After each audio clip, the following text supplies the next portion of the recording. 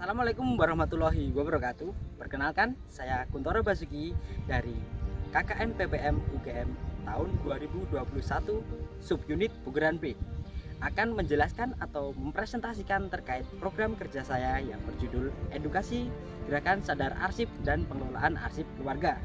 Selamat menyaksikan. Apakah Anda mengetahui apa itu arsip? Sebagian besar masyarakat memiliki pemikiran bahwa arsip identik dengan berkas yang penting. Tentunya pemahaman tersebut tidak salah. Akan tetapi, arsip sendiri memiliki makna yang sangat luas, tidak hanya dokumen berbentuk fisik atau tekstual. Istilah arsip berasal dari bahasa Latin dengan kata archivium dan bahasa Yunani dengan kata archion. Kedua kata itu mengandung dua istilah, yakni gedung pemerintahan dan catatan-catatan penting yang tersimpan di dalamnya. Istilah arsip kemudian dikembangkan dalam konteks negara Anglo-Saxon. Misalnya, terdapat dua kata yang merujuk pada arsip, yaitu records atau arsip dinamis dan archive atau arsip statis. Selain itu, dalam Undang-Undang Nomor 43 Tahun 2009 mengatur tentang segala yang berhubungan tentang dunia kearsipan.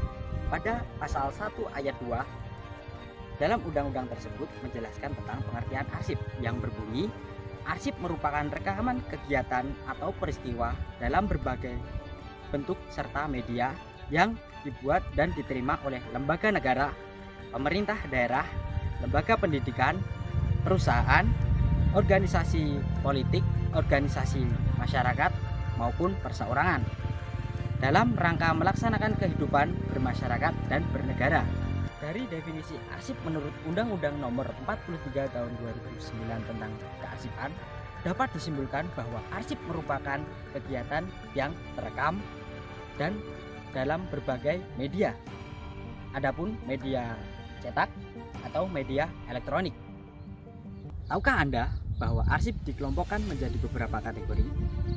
Menurut Undang-Undang Nomor 43 Tahun 2009 tentang kearsipan, arsip dibedakan menjadi 5 jenis kategori, yaitu arsip dinamis, arsip vital, arsip aktif, arsip inaktif, dan yang terakhir arsip statis.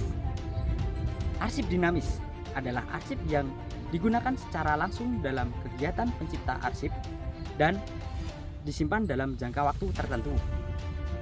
Arsip vital, arsip yang nilai keberadaannya merupakan persyaratan bagi keberlangsungan operasional pencipta arsip dan tidak dapat digantikan apabila hilang ataupun rusak.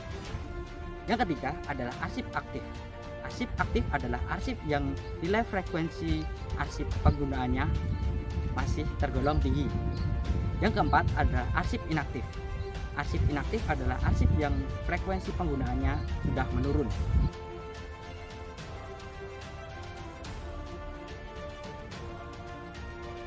Memiliki nilai guna kesejarahan, telah habis retensinya, dan berketerangan dipermanenkan yang telah diverifikasi baik secara langsung maupun tidak langsung oleh ANRI, Arsip Nasional Republik Indonesia, dan atau lembaga kearsipan. Apa itu arsip keluarga? Layaknya arsip pada umumnya, arsip keluarga yaitu dokumen yang tercipta dari rekaman kegiatan atau peristiwa, namun dalam konteks ini dari lingkup terkecil atau keluarga.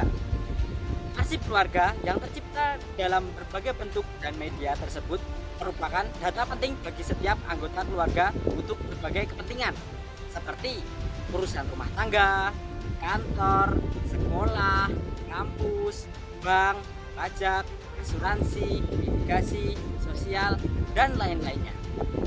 Jumlah arsip keluarga yang tercipta dalam suatu keluarga akan berbanding lurus dengan jumlah anggota keluarga, peran, aktivitas setiap anggota keluarga dalam kehidupan bermasyarakat, berbangsa, dan bernegara. Arsip keluarga tergolong dalam arsip dinamis. Arsip keluarga contohnya adalah arsip surat tanah, akta kelahiran, kartu keluarga, piagam penghargaan, sertifikat, dan surat-surat berharga lainnya. Bagaimana cara mengelola arsip? Dalam hal ini, kita harus mengetahui dulu arsip keluarga itu tergolong dalam arsip jenis apa. Jadi arsip keluarga ini tergolong dalam jenis arsip dinamis. Nah, pengelolaan arsip dinamis ini sendiri telah tercantum pada suatu peraturan, yaitu Undang-Undang Nomor 43 Tahun 2009 terkait dengan bagaimana cara mengelola arsip dinamis, yaitu adalah dengan proses pengendalian arsip dinamis secara efisien dan efektif serta sistematis, meliputi penciptaan, penggunaan, pemeliharaan, serta penyusutan arsip. Akan tetapi, hal ini ditujukan kepada arsip-arsip pada instansi tertentu atau suatu organisasi tertentu yang telah memiliki standar operasional prosedur.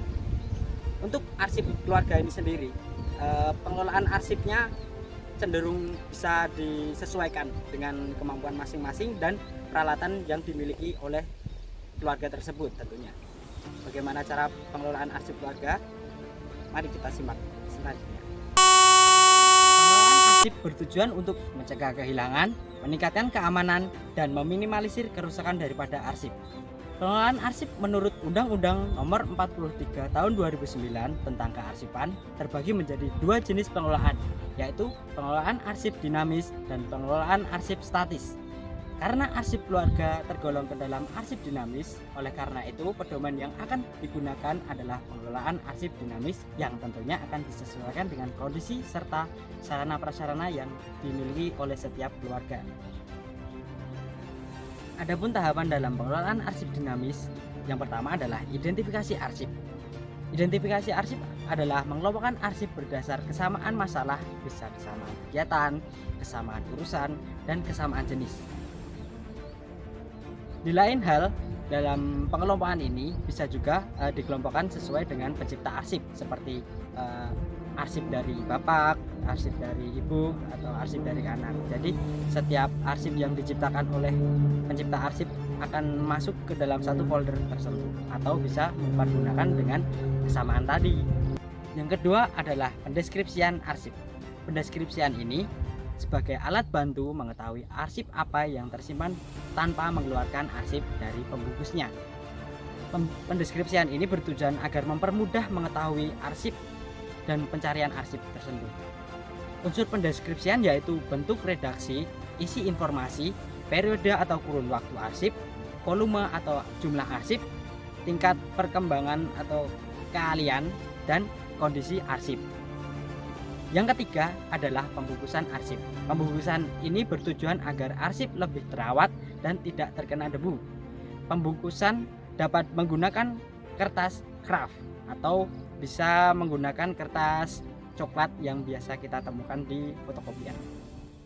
Pada tahapan yang keempat atau tahapan yang terakhir adalah penyimpanan arsip.